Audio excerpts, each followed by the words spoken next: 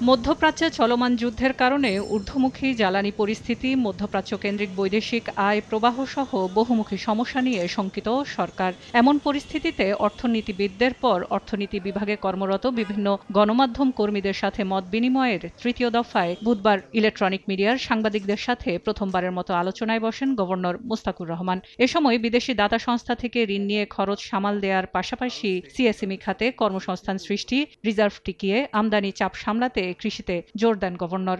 রিজার্ভের অবস্থা ভালো, রিজনেবল অবস্থায় আছে।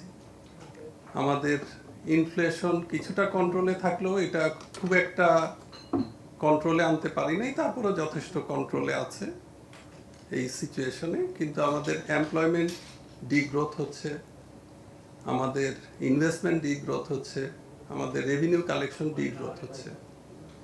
সো এর সাথে নতুন করে যুক্ত হয়েছে মিডল ইস্ট ক্রাইসিস। আজকে মূলত আপনাদের সাথে পরামর্শ নিতে চাচ্ছি আমরা যে এই যে নতুন একটা ক্রাইসিস হলো, এইখানে আপনাদের পরামর্শ নিব। এর আগে আমরা ইকোনমিস্টদের সাথে বসেছি। ১.৫ ঘণ্টার আলোচনায় ব্যাংক খাতে আস্থার অভাব সৃষ্টি হয়েছে জানিয়ে গভর্নর জানান, ব্যাংক খাতে আর রাজনৈতিক হস্তক্ষেপ করতে দেয়া হবে না। দেশের সম্পদ চুরি করে কেউ বাইরে আরাম করবে তা করতে দেওয়া উচিত নয়। ফলে স্টলেন অ্যাসেট রিকভারির কাজ চলমান রয়েছে বলে জানান তিনি। গভর্নর একদম শেষের দিকে বলেছেন, রাজনৈতিক প্রভাব আমি যতদিন আছি এখানে খাটানো যাবে না।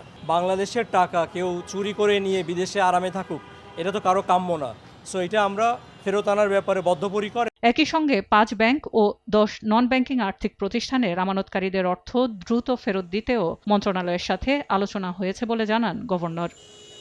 সেলিয়া সুলতানা, সময় সংবাদ, ঢাকা।